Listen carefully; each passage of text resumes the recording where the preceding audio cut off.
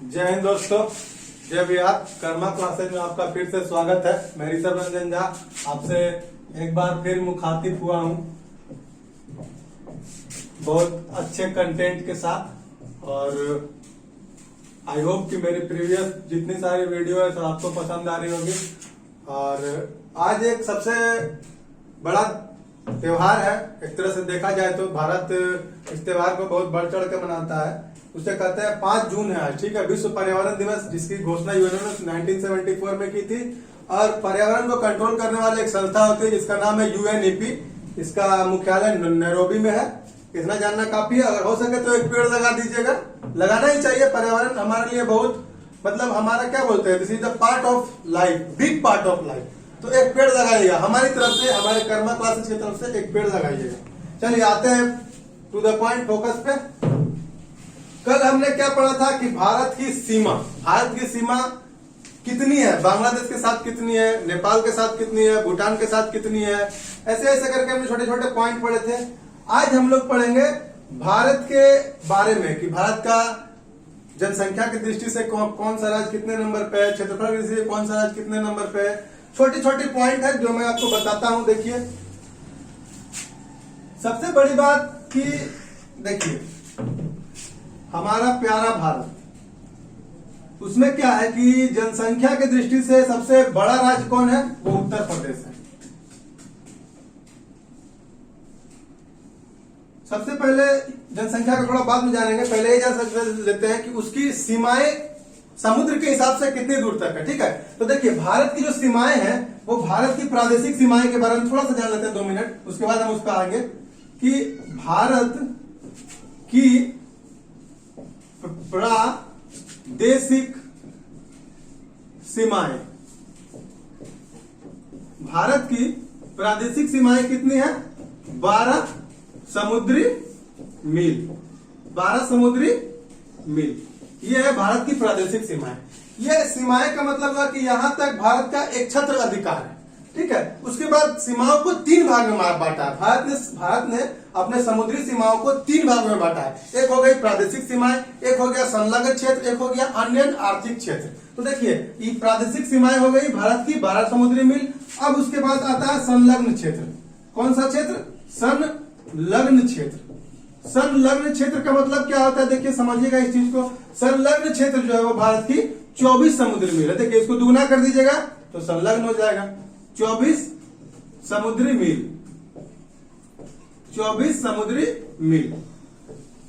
इसका मतलब क्या हुआ कि भारत, जैसे कि हमारे देश में बहुत सारी चीज आती है बाहर से, बहुत सारे चीज यहां से बाहर जाते हैं, तो जरूरी नहीं है कि सबका एक्सपोर्ट और इंपोर्ट बाय एयर ही होता है, प्लेन से ही होता है। बहुत सारा एक्सपोर्ट इंपोर्ट, हमको लगता है कि आई थिंक 100% में 75% प्लस चीजों का एक्सपोर्ट एंड इंपोर्ट जो होता है वो समुद्र के थ्रू होता है, बाई हवाई जहाज से होता है। मतलब सॉरी, वो बोट वाला स्टीम, बड़े बड़े जहाज जो होते हैं, जैसे टाइटेनिक देखे थे आप, 1911 में डूबा था, तो वो समुद्र से होता है। तो उसकी सीमाओं का एक क्षेत्र निर्धारित किया जाता है। उस सीमाओं का क्षेत्र यह निर्धारित करता है कि उसके पार जाने के बाद भारत को टैरिफ देना पड़ता है। आप पढ़े होंगे टैरिफ किस प्रकार का शुल्क है, ठीक है। तो भारत 24 समुद्री मील जो है उसका अपना एक एरिया है। उसके जब बाहर जाता है भारत, तो भारत दूसरे देश को, जहां जिस देश में उसकी सीमाएं है वहां से सटती है, उस देश को भारत टैरिफ देता है, जो उस देश द्वारा लगाया जाता है, उस हिसाब से उसको टैरिफ दिया जाता है। और उसके बाद जब वो देश हमारे बॉर्डर में एंट्री करेगा तो हमारा जो भारत का टैरिफ होता है, या फिर उसको वित्तीय कर बोलते हैं, जो हमारे व्यापार के द्वारा आता है, उसमें जब कोई चाइना से माल चलेगी वो इंडिया के लिए, अगर वो नाव या फिर समुद्र के द्वारा, तो हमारे 24 समुद्री मील के अंतर्गत जब अंदर आता है तो हमको वो टैक्स देना पड़ता है। यही होता है संलग्न क्षेत्र, और इसी में टैरिफ लगता है। उसके बाद आता है अन्य आर्थिक क्षेत्र। अन्य आर्थिक क्षेत्र, ठीक है, अन्य आर्थिक क्षेत्र। इसकी दूरी है 200 किलोमीटर, सॉरी 200 समुद्री मील। 200 समुद्री आर्थिक क्षेत्र का मतलब होता है कि देखिए भारत जो है, अभी हमारे भारत में एक हम आपको थोड़ा सा एसएनटी में लेके चलते हैं। तो भारत में क्या है कि इसरो बहुत बड़ी संस्था है। देखे थे पिछले बार हमारा चंद्रयान सक्सेस किया था, फिर थोड़ा सा उसमें नाकामयाबी हुई थी। तो अन्य आर्थिक क्षेत्र का मतलब ये होता है कि वैसा क्षेत्र जहां पर भारत द्वारा किसी अनुसंधान के विकसित करने को मतलब किया जा सकता है, उसको कहते हैं अन्य आर्थिक क्षेत्र, जो कि 200 समुद्री मील तक है। देखिए आपको फ्रांस की कोई है यूएन करके कुछ संस्था है, वो क्या किया कि समुद्र के अंदर अपना स्पेस डेवलप कर रही है, ठीक है। तो ये समुद्री मील 200 समुद्री मील के अंदर भारत भी अपना डेवलप कर सकता है, यही है अन्य आर्थिक क्षेत्र। ठीक है, चलते हैं, चीजों को धीरे धीरे आगे बढ़ा रहे हैं। आई थिंक आज मजा आ रहा होगा और इसी के साथ आगे बढ़ते हैं धीरे धीरे, ठीक है। बोलो बंटू। चलिए, ये चीजों को धीरे धीरे समझ रहे हैं, अच्छी बात है, और इसी के साथ हम लोग आगे चलेंगे। एक कदम मेरा, एक कदम आपका, सफर तक हम जरूर पहुंचेंगे, हम होंगे कामयाब एक दिन। मन में है विश्वास, मन में है विश्वास, पूरा है विश्वास, हमको तो पूरा विश्वास। देखिए आइए हम देखिए आज बताते हैं कि भारत के ये चीज समझ गया, धीरे धीरे आगे चलते हैं। तो भारत जो है वो 3 देशों के साथ सीमा का निर्धारण करता है, जैसे कि आप मैकमोहन सीमा हो गया, फिर रेड क्लिफ सीमा हो गया, फिर डूरंड लाइन हो गया। तो इसके बारे में थोड़ा सा जान लेते हैं, ठीक है। भारत और उसके पड़ोसी देशों की सीमाओं के नाम अथवा निर्धारण भारत के पड़ोसी देशों के साथ नाम अथवा उनके निर्धारण।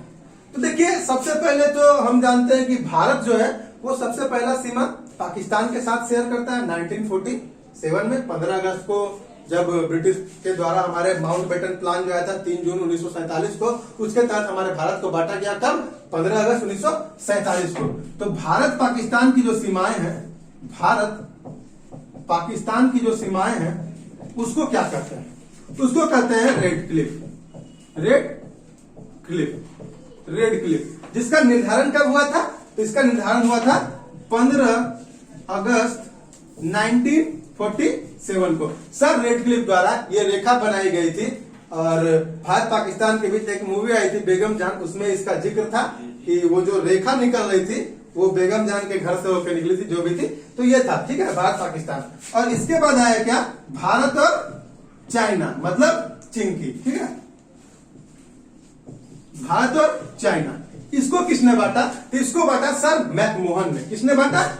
मैकमोहन ने बांटा इसको। कब बांटा? तो इसको बांटा 27 अप्रैल 1914 को। कब बांटा? 27 अप्रैल 1914 को बांटा। कौन बांटा? ये निर्धारण कर रहा है, ठीक है, क्या ये निर्धारण करता है कि भारत और चाइना की सीमाएं जो है वो यहीं तक है, और इसमें सबसे ज्यादा सीमाएं जो लगती है वो एपी के पास लगती है। मतलब एपी के पास ये मैकमोहन रेखा का निर्धारण अरुणाचल प्रदेश, भारत के अरुणाचल प्रदेश राज्य के पास मैकमोहन रेखा का निर्धारण किया गया है। और रेड क्लिफ रेखा का निर्धारण JNK और लद्दाख अब शायद आ गया है, ये दोनों को मिला के किया गया। रेड क्लिफ वहीं पे पार मतलब खींचा गया, ठीक है, ये चीज समझ गए। अब इससे आगे चलते हैं।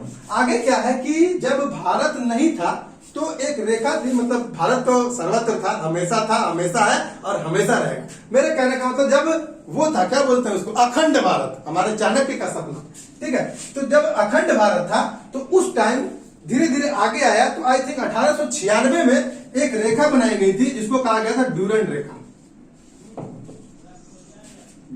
रेखा, ठीक है।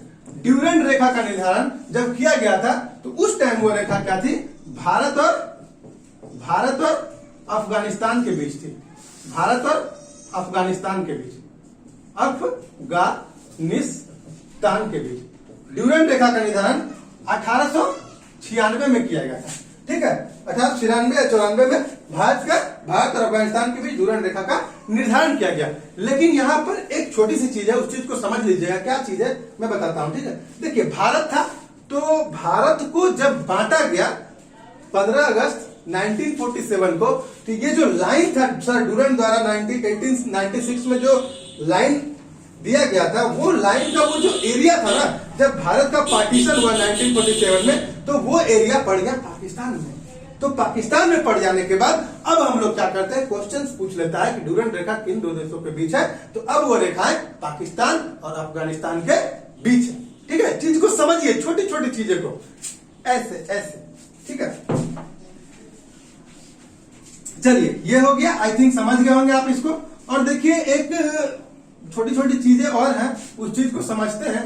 छोटी चीजें क्या है कि जैसे एक वो नीचे में जैसे हमारा जो ये प्यारा भारत है ऐसे करके, ठीक है, तो यहाँ पे अंडमान निकोबार भी है और इधर बहुत सारा देश है जो टच करता है भारत, जैसे कि आपको हो गया मालदीव, मिनिकॉय, इंडोनेशिया इधर आता है, वहां पे बहुत सारे देश है जो टच करते हैं। तो उसमें से कुछ हैं वो मैं आपको बता देता हूँ।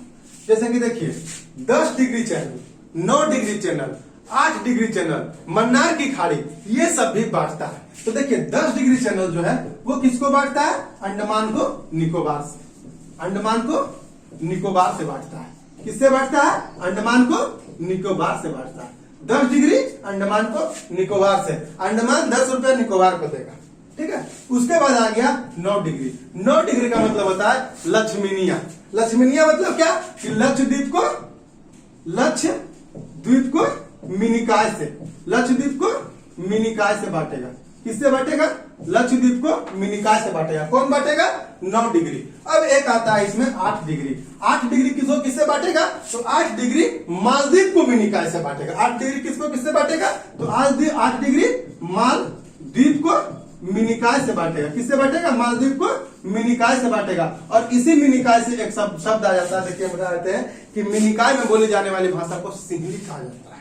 मिनिकॉय में बोली जाने वाली भाषा को सिंहली कहा जाता है। ठीक है, यहां तक चीजों को क्लियर है। अगर आपको लगता है कि रिवाइज करने की जरूरत है तो एक बार नोट डाउन कर सकते थे। वैसे हमको नहीं लगता है कि नोट डाउन, कि 10 डिग्री अंडमान निकोबार, अंडा 10 रुपया निकोबार को देगा। ठीक है, 9 डिग्री का मतलब लक्ष्मीनिया, लक्ष्मीनिया।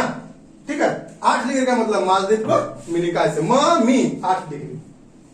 चलिए आगे बढ़ते हैं। और एक छोटी सी चीज है जो उसको समझा देते हैं, मन्नार की खाड़ी या सेतु ब्रिज या आदम सेतु। ठीक है, ये सारी चीजें जो है एक श्रीलंका को बांटती है भारत से। देखिए भारत ऐसे हो गया, यहाँ पर श्रीलंका और यहाँ पर मन्नार की खाड़ी है, दोनों को एक दूसरे से अलग कर दी, हो गया। किसको अलग करेगी मन्नार की खाड़ी, श्रीलंका को भारत से।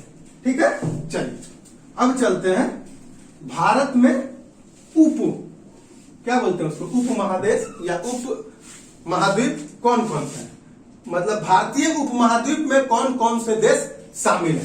तो देखिए इसको पहले हेडिंग दे देते हैं कि भारतीय उपमहाद्वीप में कौन कौन से देश शामिल है। भारतीय उपमहाद्वीप में शामिल देश, भारतीय उपमहाद्वीप में शामिल देश। उपमहाद्वीप का मतलब होता है ना कि उप का मतलब क्या होता है, जैसे कि हम लोग क्रिकेट खेलते हैं तो कैप्टन होता है। कप्तान का मतलब क्या होता है कि कप्तान, कैप्टन का मतलब कप्तान, उप कैप्टन यानी वाइस कैप्टन का मतलब उप कप्तान, मतलब जब कप्तान नहीं रहेगा तो उसकी मेजबानी वो करेगा। तो पहले समझते हैं कि कौन कौन से हैं। ठीक है, तो इंडिया है उपमहाद्वीप में शामिल, हमारा प्यारा भारत जो है ये इंडिया है। उसके बाद से फिर नेपाल है, इंडिया है, नेपाल है, फिर बांग्लादेश है, फिर भूटान है,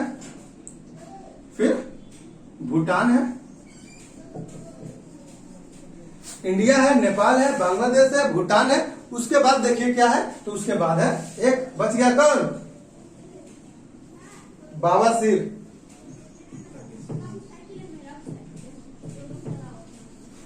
समझ में आ गया कौन बचा था, यही है, ये भारतीय उपमहादेश में शामिल है। ठीक है, और ये सारी चीजें होगी। भारतीय उपमहाद्वीप में कौन कौन सा देश शामिल है, इंडिया है, नेपाल है, बांग्लादेश है, भूटान है, पाकिस्तान है। अब चलिए भारत के बारे में थोड़ा सा समझ लेते हैं। देखिए मजा आ रहा होगा, तो बस जिन लोगों को मजा आ रहा होगा एक लाइक करके इशारा कर दीजिए कि मजा आ रहा है, और कुछ नहीं चाहिए। मैं समझ जाऊंगा कि सीरियसली मजा आ रहा है, उसके बाद मैं फिर और ऊर्जा से पढ़ाऊंगा। तो देखिए करिएगा। चीजों को हम एक छोटे क्लास में कवर कर लेंगे। आई थिंक आज का कंटेंट आपको अच्छा लगा होगा। और आज मैंने जो एग्जाम के पॉइंट ऑफ व्यू से बहुत अच्छा कंटेंट दिया है, इसको देखिएगा एक बार 2 बार जितनी बार हो सके चला के देखिए। All videos are yours and all comment box are yours. जो है लिखिए, जो कमी है बताइए हमको, हम उसमें सुधार करेंगे। और आगे आने वाले क्लास में जाना है कि भारत में कितने राज्य हैं, मतलब कौन कौन से राज्य हैं जो जनसंख्या के दृष्टिकोण कौन से घटते एवं बढ़ते क्रम, फिर आपके एरिया के दृष्टिकोण से घटते एवं बढ़ते क्रम, और उसके बाद भारत के बारे में वो उनसे अगले क्लास में जानेंगे कि वहां की भारत में कौन कौन सी नदियां, उत्तर भारत की नदियां हैं, कौन कौन सी नदियां पूर्वोत्तर भारत की नदियां, कौन कौन सी दक्षिण भारत की नदियां, वहां पर थोड़ा बहुत ब्रीफ बता देंगे, उस पर कौन सा परियोजना है। ऐसे धीरे धीरे करके हम चीजों को साथ लेके चलेंगे। अकबकाना नहीं है, बस बैठे रहना है, जुड़े रहना है आराम से, कोई बात नहीं है, सारा चीज मिलेगा। ठीक है, इसी के साथ हम आपसे अलविदा लेते हैं। जय हिंद दोस्तों, जय बिहार। फिर मिलेंगे अगले वीडियो में। Okay bye, take care.